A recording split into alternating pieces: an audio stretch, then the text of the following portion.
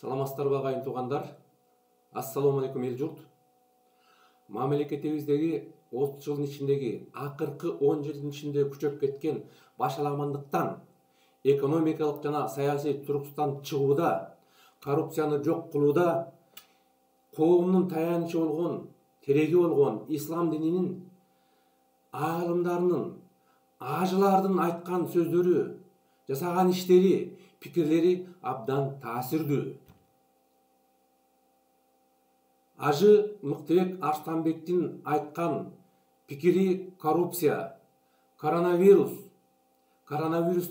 каза болгон элдин каны, Райым Атраимов тууралуу ою Facebook, YouTube, интернетте акыркы 2-3 күндүн ичинде кызуу талаш тартышты талкууну пайда кылды. Ошол талкууга биз оюбузду айтсак, айткан учурда бытовое мышление эмес, базардагы айткан сөздөр эмес.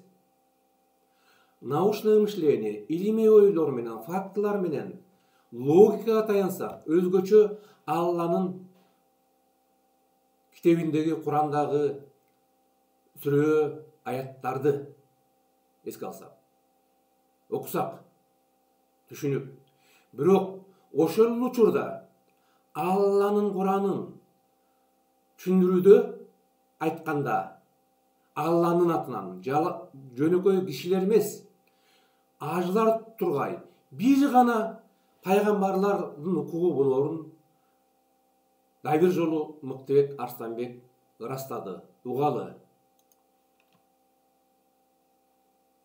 Субхану Таала тарабынан берилген маалымат.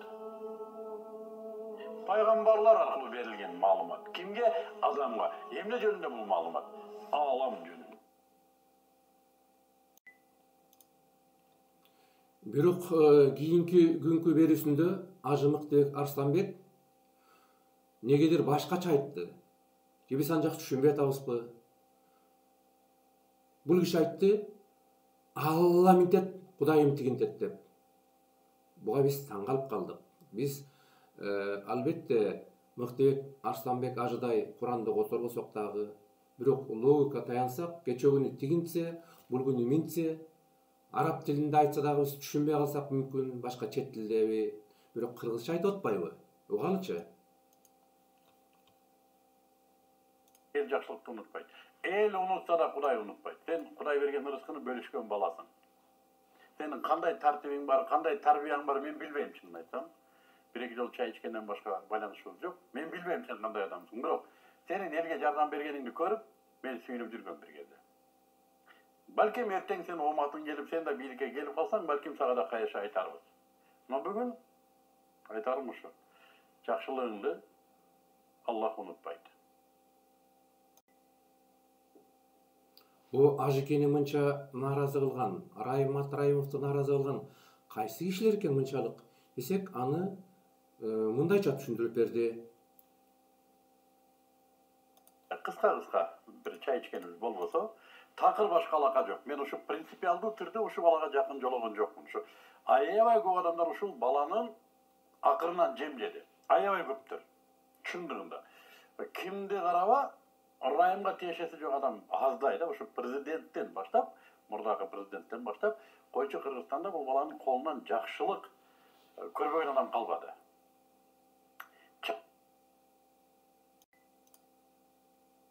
Бул канча деген кишилерди ал тургай мурдагы президентти акырдан жем жеди деп, бул Ажы кандай тилге өтүп кетти? Акырдагы жеген малдарга теңеп деп биз оңгай абалда калдык. Себеби деген бул катардагы бир Ажы эмес. Канча деген кишилерге сабак өтөм деп, семинар кылам деп, аларды үйрөтөм деп жүргөн мыкты Ажы да. Ошол сөзүн угуп турсак, андан кийин андан дагы башкача бир сөздөрдү айтты. Бир угуп көрүңүздөр, өзүңүздөр. Деген жанагы макилдеген даргоо, тигилер коюп аттарымда ишарат кылгым келбейт. Бардыгы ушу баланын багуусунда турду. жакшылардын баардыгы ушул баладан жакшылык көрдү. Эмнеге жок деди, бир көңүл сурап койбойт дейм. Ушул балдар мындай бир социалдык желеде чыгарып койсо эмне болот? Райым аке, сабыр кылыңыз. Биз сиздин жакшылыгыңызды билебиз деп койбойбу жок дегенде. Билбедим.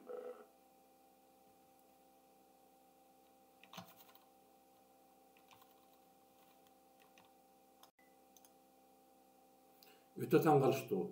Ушунчалык көп кишини малдай көрүп акырдан жемжеген өзгөчө мурдагы президентти айтып атат.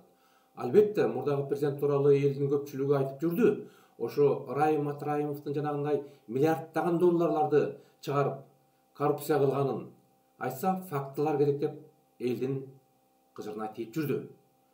Бирок аброй деген сөз бар деп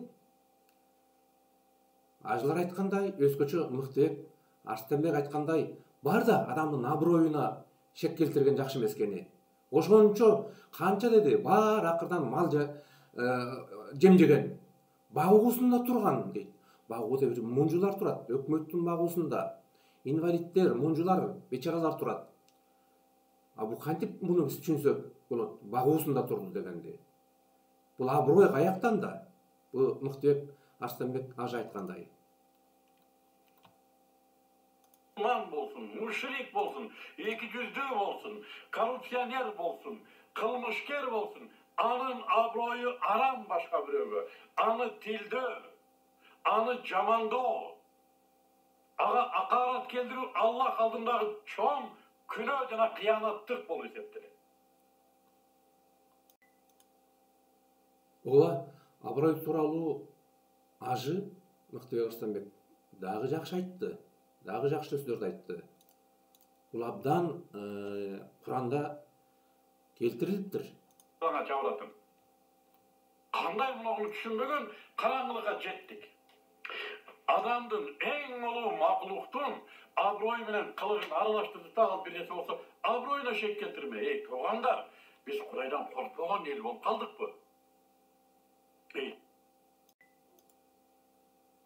Көрсө, ажыкени аябай ушундай ачууланткан нерсе Райым Матраимовдун окуялары тууралуу болоттур. Мына жакында сот болуп өттү. Ошо сотто Райым Матраимов күнөөсүн мойнуна алды. 2 миллиард сомду төлөп берди. Мен ошо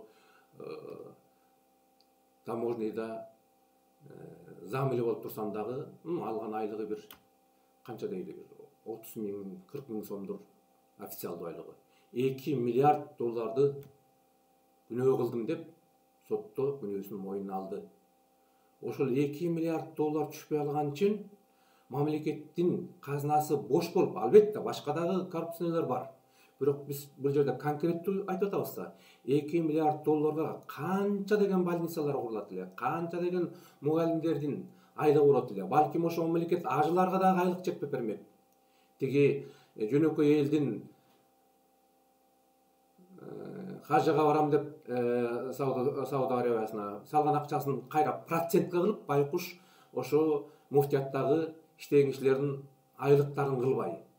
Балким мына ушул мамлекеттин казасында акча болсо, анда уурдалбаса, анда элдин жакшы болсо жакшы болмок. Мына бул тууралуу эми бул киши кайра башканы айтып атат. Угалы.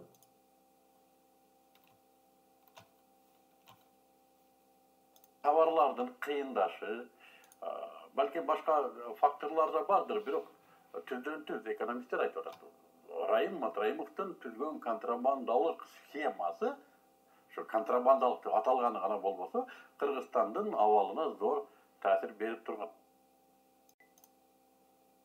Мына бул жеринде ажы Мыктыбек Арыстанбек туура айтты. Ошол Райым Матраимовдун жана ошонун тегерегинде уюшкан топтун, ууру каракчылардын мамлекеттин казынасына кол салып, миллиарддаган долларды түшүнбөй өзлөрүнө алып чыгып уурдап кеткен үчүн ошо экономисттер айткандай Кыргызстандын экономикасы начар абалда калды. Бул жерден мына туп-туура айтылып атат. Мына сөздүн маңызы кайда жатат? Мыйзамды кармабаса, муну ушундай Кыргызстан туңгуйка түшүп калат деп бул жерде азыр мына жакшы айтып атат, көрөлү.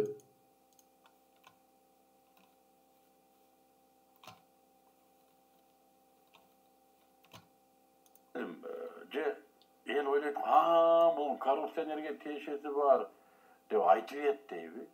Тиешең бар дейм, жалганбы. Бирок адамгерчилик кылыш керек чындыгында. Анан экинчиси атылдык бир позиция мыйзам бузган туура эмес. Менимче мыйзамды Ооба, мына ушундай мыйзамдыкты бузуп 30 жылдан бери келаткан жанагы ууру кескилердин, каракчылардын улам бир президентти шылтоолоп, ал байкуш президенттерди кууп жиберип, кайра өзүнүн ордуна экинчи президент алып келип, 30 жылдан бери мамлекеттин казынасы бош калып, больницалар салынбай, айлык мугалимдер, врачтардын айлыктары жок, бири берилбей мамлекеттен аларга. Ажылардын айлыгы жок. Жүргөндүгү туура мына бул жерде айтылды. Мына карап көрсөңүздөр, июль айында каргашалуу, июль айында 2020-жылы миңдеген адамдарыбыз ошо заманбап больницалар жоктугунан, врачтардын айлыгы жок, жакшы иштебегендигинен каза болушпадыбы бейгүнөө. Мына мен өзүмдүн 2 тай экен, бир тай жеңем каза болуп калды. Убакында жардам ала албай ушу. Bir үй-бүлөдөн 20 күнүн ичинде. Эмне үчүн? Эмне үчүн дегенде, мамлекеттин казынасында акчаны уурдап кетишкен Райым Матраимовго окшогондор күнөөлөрүн мойнуна алып атат. Ошолор күнөөлөрүн мойнуна алып атса, митингге чыгып кээ бир кишилер. Мына бул кишидей болуп, Ажы Мыктыбек Арстамбектей болуп, кече күнү бирди айтып, эртең бирди айтып, эң негизгиси ошо Райым Матраимовду актап отурушат. Бул деген эмне дегенди түшүндүрөт. Бул ошо мусулман эмес, жөнөкөй кишинин, бардык адамдын каны төгөлсө, бейгүнөө оорудан кандай айтат Куранда деп Ажы өзү айтып жатпайбы?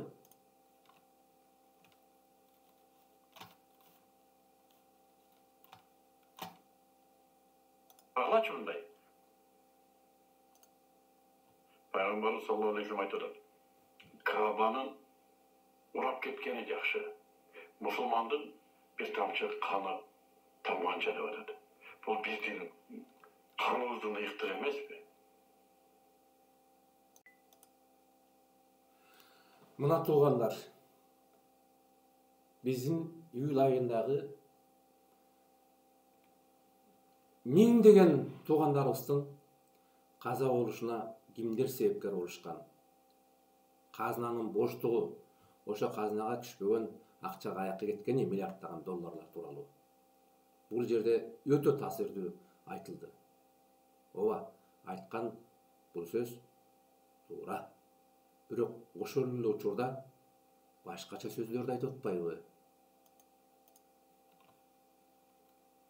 Oylardın. Birinin müyüzü sınsa mingin müyüzü sızday деген oydun. Biz pende musulmanlar kantip birimiz bir түшкүндүккө түштү, калганыбызды лешкерибиз сыздап айтырган болуп калды. Эмне келсе, караңгылык бизди каптады. Биз Өтө кызык. Кайсы уйдун мүйүзү зыркыраса, кайсы уйдун мүйүзү зыркырат, бир уйдун мүйүзү сынса. Кызык суроо негизичи. Неге мындай? Же Мыктыбек Арстанбек Ажы баягы өзүнүн өткөргөн семинарларындагы эле кишилерге ушундай оюн айттыбы, же жалпы баарыбызга, кыргыз калкына айтып жатабы?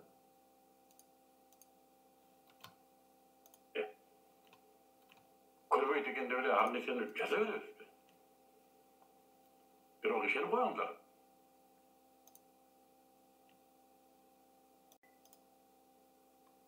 Же Мыктыбек Арстанбек Ажы ошо семинарындагы 10 кишини жалпы кыргыз эли деп түшүнүп алганбы?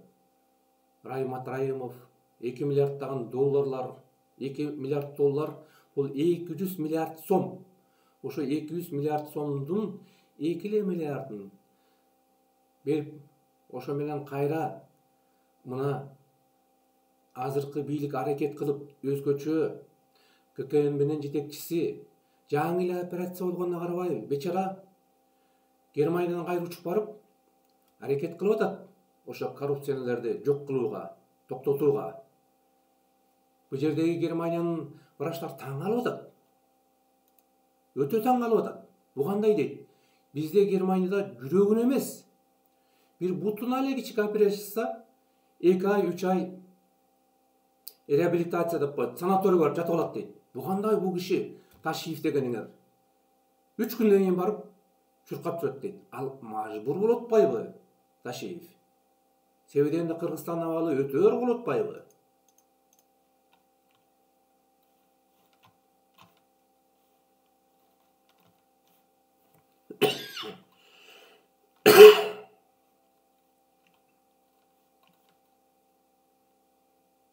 Degende alып келет экен.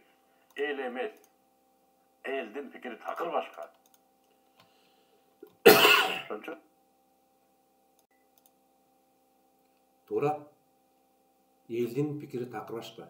Туп туура. Буну абдан жакшы айтылды. Бийликке келген президенттин алдында өтө оор маселелер турат. Өтө оор маселе. Ооба. Азыр өтө оор болуп турат. Мына 30 жылдан бери чырмалышып, чырмооктой болуп, элдин канын соргон, уюшкан топ өтө каршылык көрсөтүп атат. Жаңы шайланган бийликке.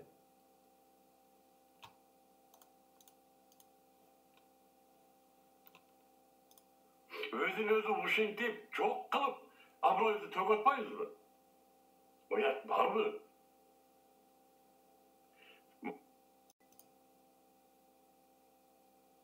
Оруктар айткандай да көрсө бул күйүп пышкандын артында жанагы кийинки боло турган окуялар бар экен да. Мына Мыктыбек Арстанбек элди ойлойм деп партия уюштуруп, Нур партиясын жаштарга акылын айтып жүрөт. Анын ошондо көпчүлүк каалагандай эле, ошо эл каалагандай, көпчүлүк каалагандай таза шайлоо өтсө деп, мына азыр бийлик жада калса жакшы кадамдарга барып атат. Бийликтин партияларын шайлоого чыгарбай.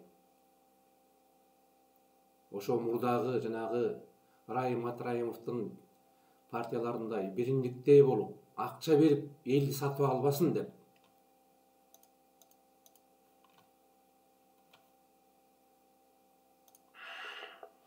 Но бир нерсени айтыш керек. Райымдай балдарды иштетишибиз керек эле. Бүтүндөй бир элди өзү багып, анын ичиндеги менмин дегендерин да багып, саясий партия чыгарып, бир тыйынын иштетпе. Бар дагы элден болгону, элден шайланып акча десе акчасын бер да, шайланып кел, анан кийин мамлекет. Демек, акчасын берип дейт. Элге акчаны берип дейт. Анан бийликке келүү дейт. Келсе дейт ошо Райым Атраимов. Бул таможнянын замы эле болуп туруп, начальнигин ушунчалык 2 миллиард, бул балким андан да көптүр, долларларды алган киши кап бекер акчасын берсе дагы ошо берип келаткан да ошо бийликке келем деп. Мына Кудай жалгап Кыргыз элибиздин да бир айтканы бар экен, бактысы бар экен. Ошол акча менен сатып алып бийликке келаткан партиялар болгон жок. Райым Атраимов күнөөсүн мойнуна алды.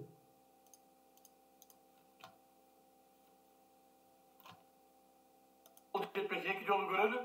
Эки жолу түшүнбөсө 3 жолу көрөлү. Мына интернет биз аябай жеңил параз кылып коюптур. Ушундай болуп калыптырбыз. Түшүнбөй турган болуп калыптырбыз. 2 жолу көрөлү. Эмнеге? Bizi bir hiç kim görmeydi ekan. Meyli жазып koyup zaten seni sөгünüp, hakaret kılıp, ahirette bizi görüp turat da Allah'tan. Эми айланайын эл журт уктук көрдүк да акырында айтарыбыз мына бобол гана сөз Мыктыбек ажынын өзүнүн айткан сөзү.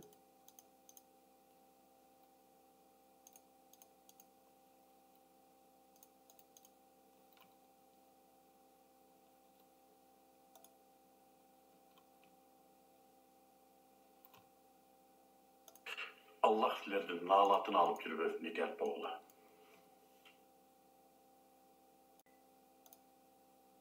Daha bir жыл угалы.